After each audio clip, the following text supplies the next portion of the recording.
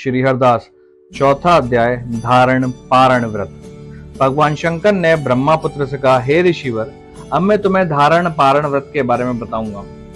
पूर्व प्रतिपदा तिथि को पुण्य आवाचन करवाने के बाद मेरे व्रत धारण करना चाहिए। एक दिन धारण और दूसरे दिन उसका पारण करना चाहिए। धारण में उपवास तथा पारण में भोजन विहित है। मास की समाप्ति पर उद्यापन करना चाहिए। श्रावण मास की समाप्ति पर कीर्तन पुण्य आवाचन कराकर आचार्य तथा दूसरे ब्राह्मणों का वर्ण करना चाहिए। शंकर पार्वती की सोने की प्रतिमा को घट के ऊपर स्थापित करना चाहिए। रात्रि में भक्ति पूर्वक शिव महापुराण का श्रवण कीर्तन आदि करके रात्रि जागरण करना चाहिए। प्रातःकाल हवन करना चाहिए। त्र्यंबकम यजामहे मंत्र से तिल और चावलों की आहुति देनी चाहिए। वामदेवाय विद्महे महादेवाय धीमहि तन्नो रुद्राय प्रचोदयात् मंत्र से घृत और चावल की आहुति देनी चाहिए। ओम नमः शिवाय मंत्र से खीर की आहुति देनी चाहिए। इसकी पूर्ण आहुति देकर होम समाप्त करना चाहिए। ब्राह्मणों को भोजन कराना चाहिए और आचार्य का पूजन करना चाहिए। इस प्रकार व्रत को पूर्ण करने से ब्रह्म हत्या आदि पापों से मनुष्य मुक्त हो जाता है। इसमें लेश मात्र भी संदेह नहीं है। हे सनत कुमार, अब तुम श्रवण मास में उपवास की विधि सुनो। श्रावण मास की प्रतिपदा तिथि को मनुष्य एवं स्त्रियों को संजात्मा एवं जितेंद्रियां होकर व्रत का संकल्प करना चाहिए। अमावस्या के दिन लोगों को वृषभ ध्वज भगवान महादेव का षोडोपचार विधि से पूजन करना चाहिए। ब्राह्मणों को वस्त्र अलंकार देकर उनका पूजन करना चाहिए। उन्हें भोजन कराकर दक्षिणा देकर हाथ जोड़कर विदा करना चाहिए। इसी तरह मास उपवास का व्रत मुझे प्रतिदायक है। 1,00,000 संख्या वाली रुद्रावती विधि से करना चाहिए। इस विधि को हे सनत कुमार ध्यान पूर्वक सुनो। ये संपूर्ण सिद्धियों को देने वाली है। साधारण रुई की 11 बत्तियां निर्मित करें। ये बत्तियां रुद्रवाती नाम से जानी जाती हैं। श्रावण मास के प्रथम दिन इस विधि से संकल्प करें, श्रावण मास में देवों के देव महादेव मैं भक्ति पूर्वक गौरीश की 1,00,000 बत्तियों से आरती करूंगा। ये संकल्प प्रतिदिन 1,000 बातियों द्वारा पूजन करना चाहिए। व्रत की समाप्ति पर 71,000 बत्तियों से आरती करनी चाहिए। यह प्रतिदिन 3,000 बत्तियों से आरती कर अंतिम दिन 13,000 बत्तियों से आरती करनी चाहिए।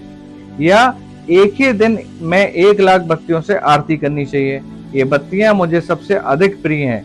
इनको शुद्ध घी से प्रज्वलित करना चाहिए। इसके बाद सदाशिव का पूजन करके कथा सुननी चाहिए।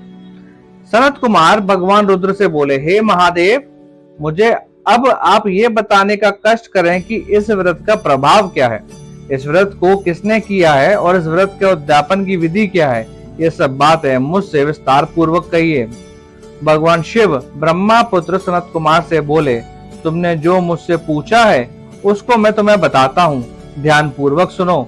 ये व्रत सब व्रतों में श्रेष्ठ और प्रदान करने वाला है तथा संपूर्ण उपद्रवों को नाश करने वाला है। यह व्रत पुत्र पौत्र तथा सौभाग्य को प्रदान करने वाला माना जाता है।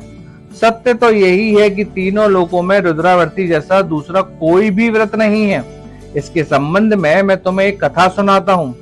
क्षिप्रा नदी के किनारे उज्जैनी नाम की एक सुंदर नगरी है।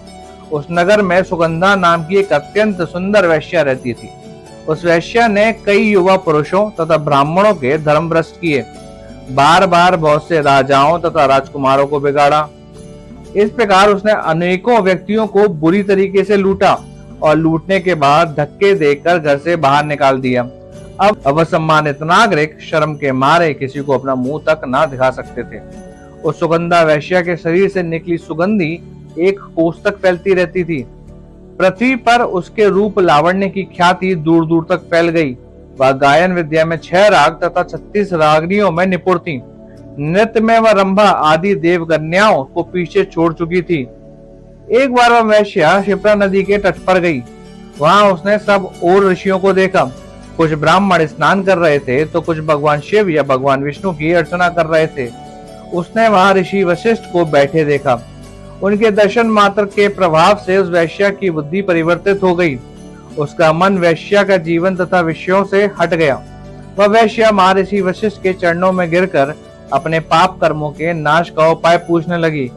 सुगंधा वैश्या ने कहा, प्रभु, मैंने आज तक बहुत पाप किए हैं। आप मुझे उन पापों से छुटकारा दिलाने का कोई उपाय बताओ।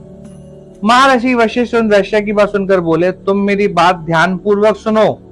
तेरे पापों का नाश जिस पुण्य करने से होगा, अब वह सब उपाय मैं बताने जा रहा हूँ। तू वाराणसी में जाकर रुद्र वर्ती नामक व्रत को कर। यह व्रत महान पुण्य देने वाला तथा शिव शंकर की भक्ति में मन को लगाने वाला है। इस व्रत के करने से तुम्हारी सदगति हो जाएगी। महर्षि वशिष्ठ के वचन सुनकर वह सुगंधा नामक वैश्य अपना खजाना, नौकरों व मृत को लेकर वाराणसी चली गई। उसने महर्षि वशिष्ठ द्वारा बताए गए व्रत को विधि विधान सहित किया, जिसके फलस्वरूप वह वैश्य पंच भौतिक शरीर को त्याग कर भगवान शंकर के शरीर में विलीन हो गई। जो भी स्त्री इस व्रत को जिस इच्छा को लेकर करती है, उसे वह अवश्य प्राप्त होता है। हे सनत कुमार, अब तुम मणिकावर्तियों का महात्म्य सुनो। मणिकावर्तियों का व्रत करने से स्त्री मेरे अर्धासन की भागीदार बन जाती है। वह स्त्री महाप्रलयांत तक मेरी प्रिया होकर निवास करती है। अब मैं तुम्हें इस व्रत की पूर्ति के लिए व्रतोद्यापन विधि बताता हूँ। इस व्रत को करने वाली स्त्री पार्वती सहित शंकर की प्रतिमा स्थापित करे। शिव पार्वती की प्रतिमा स्वर्ण की बनी होनी चाहिए तथा वृषभ की प्रतिमा चांदी की बनी होनी चाहिए। यथाविधि पूजन करके रात्रि जागरण करे, प्रातःकाल नदी में जाकर स्नान करे, भक्ति पूर्वक आचार्य का वर्ण करे तथा 11 ब्राह्मणों के द्वारा घी, पायस एवं बेल पत्रों से हवन कराना चाहिए अथवा रुद्र सूक्त, रुद्र गायत्री या मूल मंत्र द्वारा हवन कराना चाहिए। फिर आचार्य आदि की पूजा करके 11 ब्राह्मणों को जोड़े सहित भोजन कराना चाहिए। इस प्रकार जो भी स्त्री व्रत पूरा करती है, वह संपूर्ण पापों से मुक्त हो जाती है। स्थापित सामग्री घट, शिव पार्वती प्रतिमा आदि आचार्य को समर्पित करनी चाहिए। इस व्रत को करने वाली स्त्री एवं उसके पति को 1000 अश्वमेघ यज्ञ के फल की प्राप्ति होती है। इस प्रकार श्री स्कंद पुराण के अंतर्गत ईश्वर सनत कुमार संवाद में श्रवण मास महात्म्य में धारण पारण व्रत नामक चौथा अध्याय पूर्ण हुआ।